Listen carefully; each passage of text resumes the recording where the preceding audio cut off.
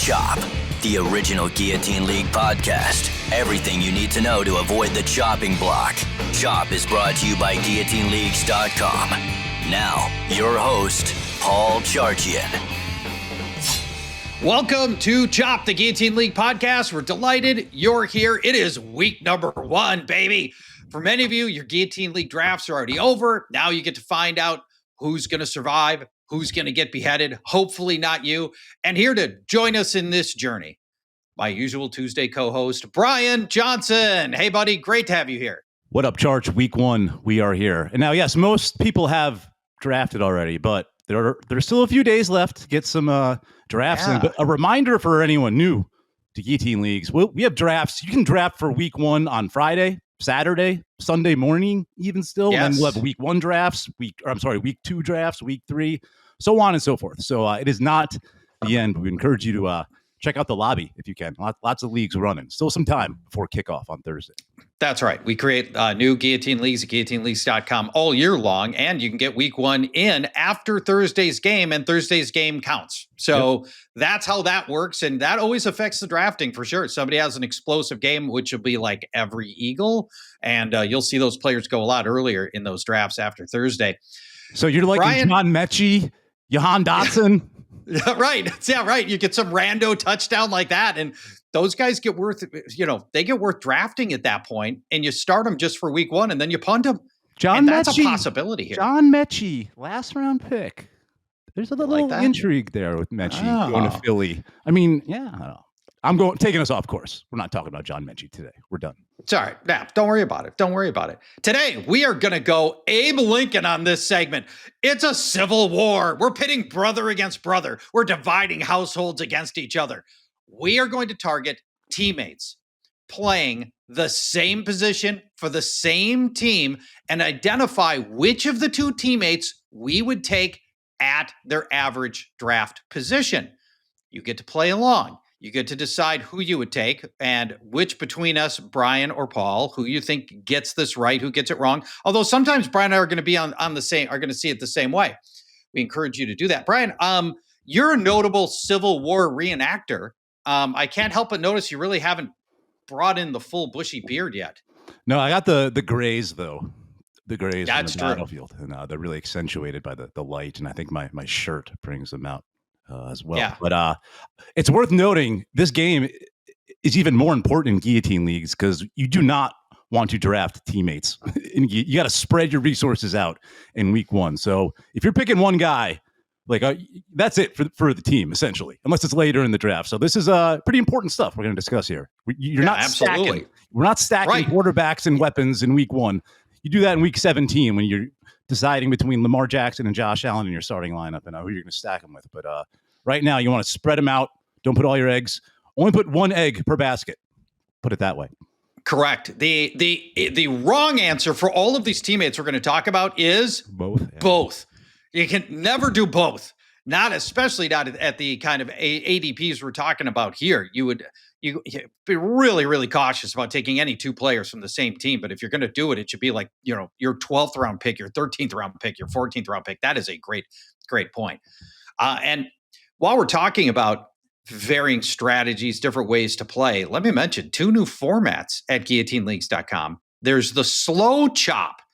Brian, this is where teams are chopped every other week, and it's the lowest score through 2 weeks. So the team, nobody gets chopped at the end of week 1, and then is it 1 team or 2 teams that get chopped at the end of week 2?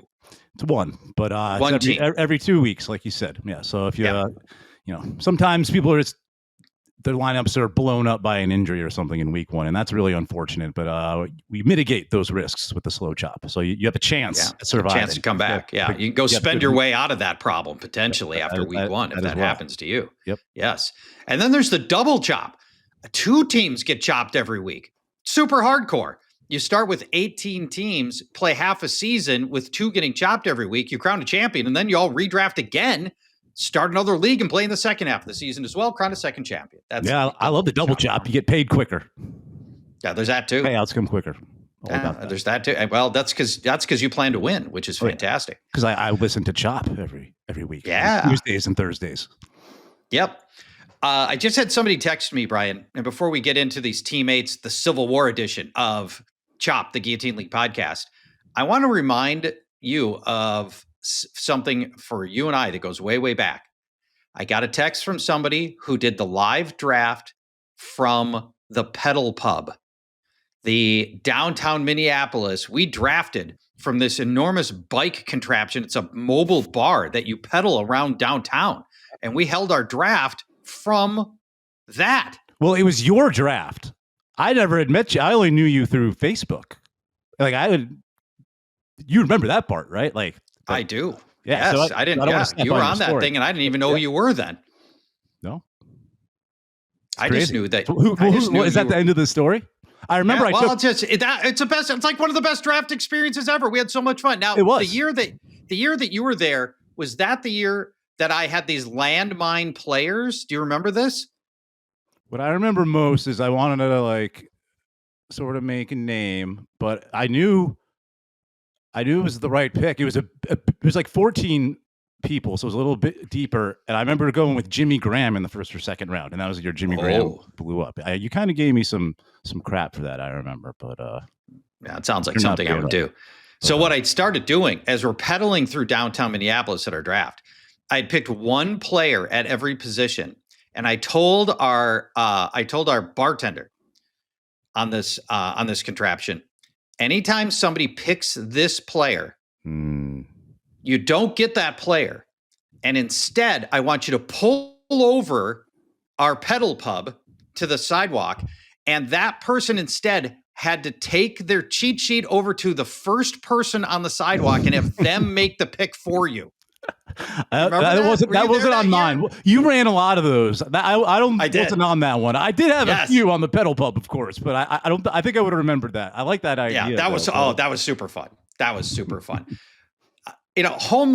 Drafting in person, there's nothing like it, and that's one of the most fun ways to draft that I've ever seen. No doubt. A part of. That was awesome. That was awesome. All right, let's dive into the topic of the day, which is teammates. We're going to talk about the ADP for two players, same team, same position. Who would you rather take? You have to take one. You can't take neither, and you don't want to take both. And we begin in Miami. Miami's running backs, Devon Achane, round 1, pick 18. He was going as high as like pick 10, pick 11. He has slid to 18. Or Miami running back Ollie Gordon, currently going round 8. Now, keep in mind, these are guillotine rounds we're talking about. These are 18-team rounds. So when we say pick 18 round 1, that's obviously the very end of a guillotine draft. So, if you're thinking about normal leagues, which you're not, there's a Guillotine League podcast, just be aware that that's the rounds that we're talking about here. Brian, you can only pick one. Is it Devon Achane or is it Ollie Gordon? Also worth mentioning quick, the 8th round, that's really when you're filling your starting lineup. Eight starters. You can make a case for not drafting a quarterback in, a little depth with your 8th round pick. But anyway, we've talked a lot about Ollie Gordon, it seems like, the last couple weeks, and rightfully so. And we've talked a lot about rookie running backs, rookies as a whole in the history of the show, and how we're kind of down on them. But in this case, I got to go with Ollie Gordon.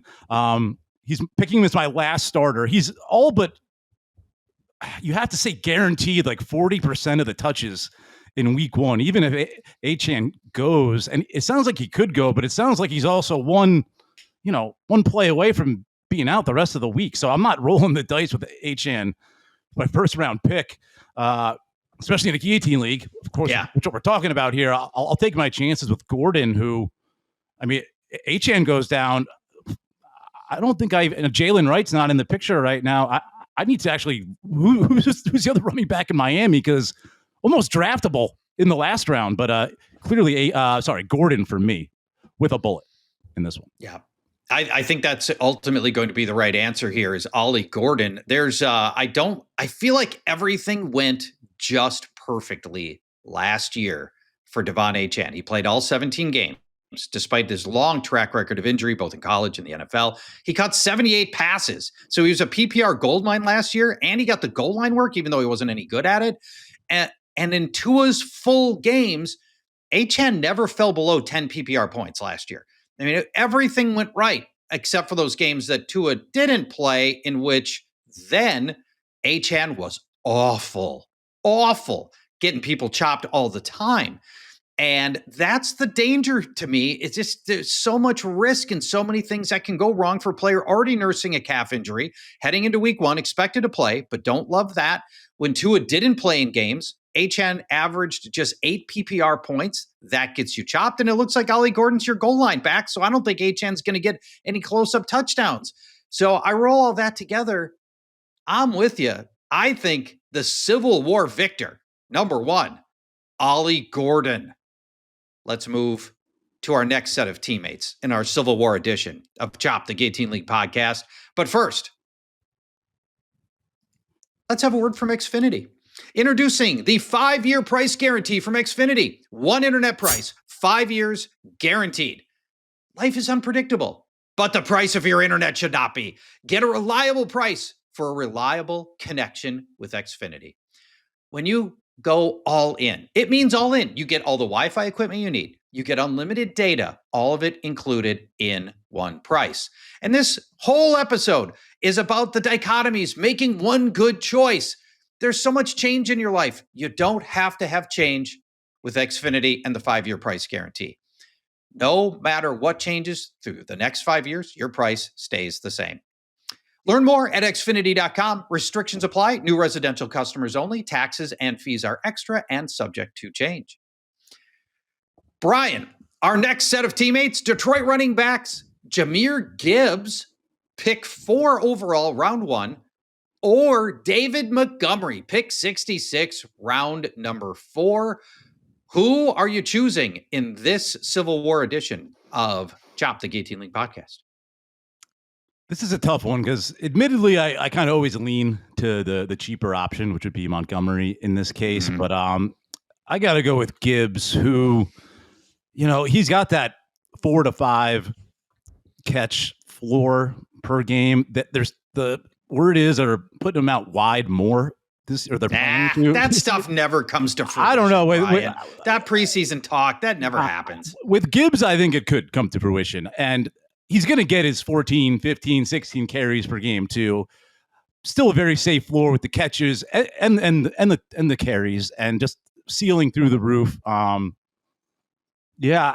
And last year we thought Montgomery was always going to be the goal line back. That was not the case. We saw a lot of Gibbs at the goal line. So I am going to go Gibbs here just because guys like Achane have slid in so far, and running backs, there aren't a lot of safe ones. And Gibbs, even though he's split in work with Montgomery, I think the usage at receiver and he's so elite. I got to go with Gibbs in this one. I'll pay the premium for the true starter.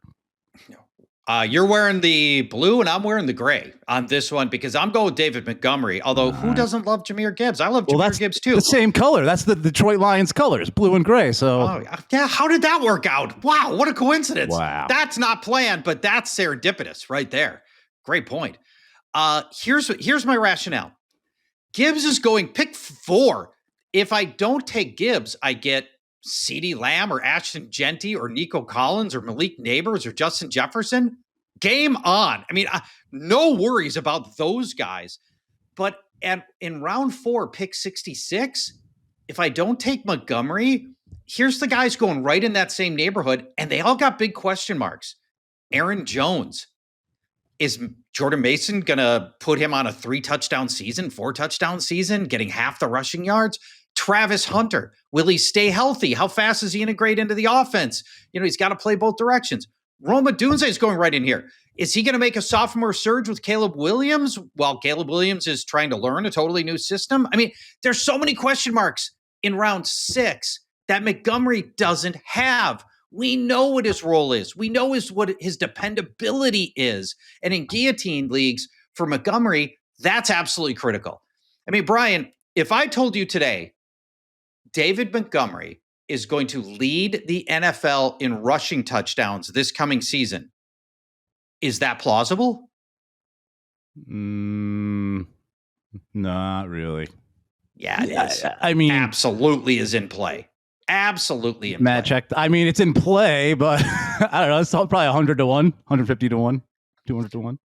But I don't know. Over the past 2 years, the Lions rank number one David Montgomery in running back rushing attempts from inside the 5-yard line. And that's not changing with Ben Johnson gone. Running at the stripe is built into the DNA for Dan Campbell. David Montgomery could give you that 3-4 point dud, though. He does not have the safety. But here's the thing. If he doesn't score. 15 full games last year, including the playoffs. 15 full games, including the playoffs. He was running back 19 or better 12 times. 12 out of 15. That is high-end levels of consistency. That is like Justin Jefferson levels of consistency when you're running back 19, 12 out of 15 games. David Montgomery is my choice here. All right. We shall see. Let's move on to our next. Yes, we'll agree to disagree. Let's move on to our next set of Civil War players. It is in Washington. 3 guys this time, Brian. Ja'Cory Krosky-Merritt going pick 81, round 5. Or Austin Eckler, pick 107. That's round 7. Or Chris Rodriguez, pick 150, round number 9. So is it Ja'Cory Krosky-Merritt, round 5, Austin Eckler, round 7, or Chris Rodriguez, round 9? What do you think, Brian? Who are you taking here? We've talked a lot about Bill on this show the last few weeks, and rightfully so. We really have. A lot of intrigue, but we said there's a lot of risk with Krosky-Merritt, and there is also a lot of risk with Rodriguez and intrigue as well. I almost think I might like Rodriguez more like long-term this season, or it's more of a coin flip than people think. But for draft day, when I'm focusing on week 1, week 2, it's Austin Eckler for me right now in round 7. He feels like an extremely safe pick. He's going to be used in the passing game. I mean, he's going to be he's going to be out. He's going to be the starting running back. He's going to handle 60% of the touches in the opener is what I. Wow, that'd be bold, and that'd be a big change from last year. It is, but it would be. But would be a big change from last year is playing Ja'Cory Krosky-Merritt and Chris Rodriguez. All right, I mean, not saying they can't get it done, but we don't know. We know Austin Eckler can get it done. Yes, he's on the tail end of his career, but I'm not worried about the duration of the season. I'm really focused on week 1, especially with my round 7, round 8 pick. Just like, do I have a viable starter to fill a flex spot? And I think Eckler will be that. He's going to get his 3 to 4 catches. I feel like at least he's going to get you close to that 10 points just through the air. Yep. So and then anything on the ground is a bonus. And I still think I'm hoping there's like some of the premium gas in the tank for Eckler too, and he can just shock some people because he should have a good opportunity to even with Bill and Chris Rodriguez, some intriguing young prospects in the fold. Eckler had double-digit fantasy points in 8 of 10 full games last year, and only one real dud game all year before he got hurt in week 12. Eckler, not explosive last season, but just super solid, and that's what we're looking for here, and he is the right answer. But let me tell you who I think the second best answer is, and that to me is Chris Rodriguez. I think there's too much hype on Ja'Cory Krosky-Merritt, who has looked just okay in the preseason to my eyes, and I did a little digging on Chris Rodriguez. Tell me what you think of this stat. And if you think there's any statistical validity to it. He had 35 carries last year. So I looked at every running back in the NFL last year who had 35 or more carries. So at his level or greater. And it's a small sample size of 35 carries. It's not big, admittedly. He ranked number 1 in avoided tackle rate last year, 40%, Chris Rodriguez. Only a 9th rounder. So presumably I've got all my other starters set. I think Chris Rodriguez, as a 3rd-year veteran, is going to be more impactful, especially early in the season, than 7th-round rookie Ja'Cory Krosky-Merritt. Straight up, let alone the 4-round ADP difference. Full agreement with you there. All right. Well, so we've agreed on 2. We've disagreed on 1. It's going to be this will be a fun one to watch, and there's going to be some big things after week 1 as we learn about those Washington running backs. Hey, if you're still looking for a Guillotine League and what if you want rankings, Guillotine specific rankings? Mine are available at fantasylife.com. Rankings built just for Guillotine Leagues. And Brian, if somebody wants to save 20% off my Guillotine specific rankings, what should they do? They could use your code, Charge, but I'm going to go with mine. Code BTXJ, please. Save 20% on your Fantasy Life Plus subscription. Still active, and it's worth it more and more every day. New tools getting added every day for Guillotine Leagues. Not only Guillotine Leagues, but all your leagues. DFS, Best Ball. It's all good at Fantasy Life Plus. Yeah, however you want to play, we got you covered. FantasyLife.com, Fantasy Life Plus. All right, Brian, our next set of Civil War battlers, Tampa Bay wide receivers, Mike Evans going up the board at the very end of round 2, or Emeka Egbuka at the very end of round 3. I think we both love both of these guys, but you can only pick one in this Civil War. Who you choosing, Mike Evans or Emeka Egbuka? Egbuka is super exciting, and he just looks like he gets open at will. Yeah. But man, there is nothing prettier than looking at Mike Evans' career numbers on Pro Football Reference. It's just 1,000, 1,000, 1,000. Yes. It's just the most perfect thing. And you can put his college numbers on top. It's 1,000, 1,000. You can probably go all the way back to second grade. He's probably scoring 1,000 or racking up 1,000 yards per game at that age. So a lot of intrigue with Egbuka, but I got to go with the safe route with Evans here, especially with Chris Godwin going to be out the first couple weeks. Evans early on in the season, he might tail off at the end, but early on he'll be ready to go. So I'm going to go with the safe pick here, Mike Evans. Yeah, in a couple of weeks ago when we broke down the rookies who we were willing to draft, Emeka Egbuka was one of them, and there were only 3. And now I think there's 4 with Tet McMillan as well. I think adding, now with Jalen Coker out and Thielen moved on, I think Tet McMillan would be the 4th rookie that I really trust week 1 on my Guillotine League roster. I trust Egbuka. He's NFL ready. He's got the Ohio State pedigree. He's a first rounder. And you could make a case for getting out a year early on Mike Evans. He's 32 years old, got hurt last year, but I can't do it. He's healthy right now. I care a lot about the beginning of the season. And if I got to pick one, I'll take the league leader in end zone target rate. I mean, when you get those touchdowns, your players automatically made you safe for that day. That player has made you safe in as much as he can do. I mean, you've already got a non-dud game when you get the touchdown. So as excited as I am for what Egbuka is going to bring, I think in guillotine specifically, the right answer is Mike Evans, like you said, Brian. It's tough to resist that shiny new toy. Isn't it? In Egbuka, but yeah, you can get him again in the Guillotine League. It's not your only chance. So that's right. You'll have more chances later. And again, you only want one buck on draft day, but take the safe one. Go safe and boring early on in Guillotine Leagues. It's the way to go. Brian, your league mates want you to be distracted. They want you hungry, thirsty, hangry, constipated, distracted. Do not run out of snacks. Do not run out of drinks or out of the basic needs that keep you drafting. You can't run to the store while everybody else drafts your favorite sleeper picks. Don't give them that satisfaction. Call in GoPuff. Snacks, drinks, and everyday essentials delivered as fast as 15 minutes. And you get 60% off your first order when you use promo code FantasyLife60. That's not 16. That's 60% off your first order with code FantasyLife60. Go Puff. We encourage you to try it. All right, Brian, let's go to our next set of Civil War battlers, and that is Chicago wide receivers DJ Moore in round 4 or Rome Odunze round 6. This is a tricky one. Do you take more of the sure thing with DJ Moore or the tantalizing upside that comes with Rome Odunze? What are you choosing here?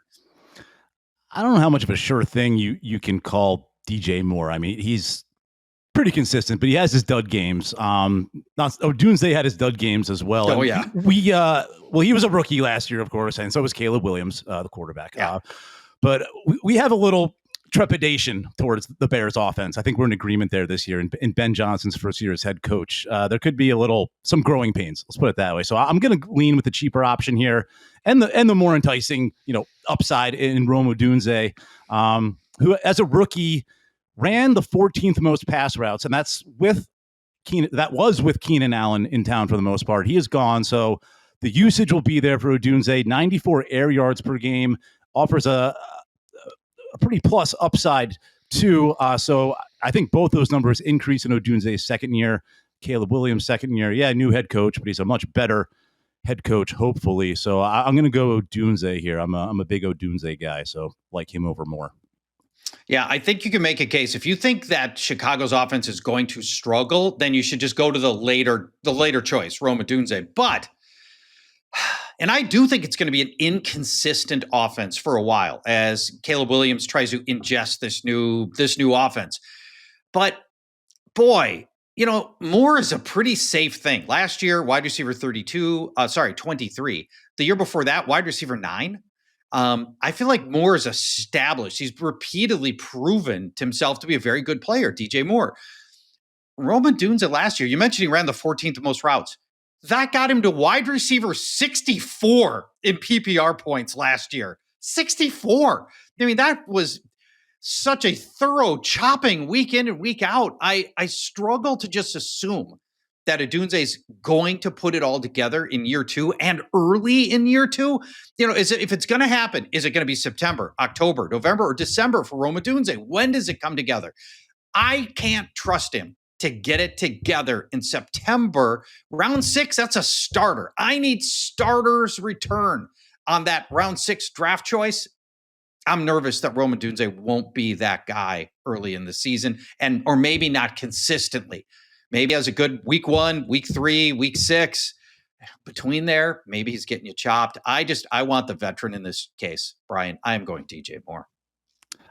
I want to throw this out there real quick. That I don't like either, though, because the Bears week 5 bye, and they're not. Yeah.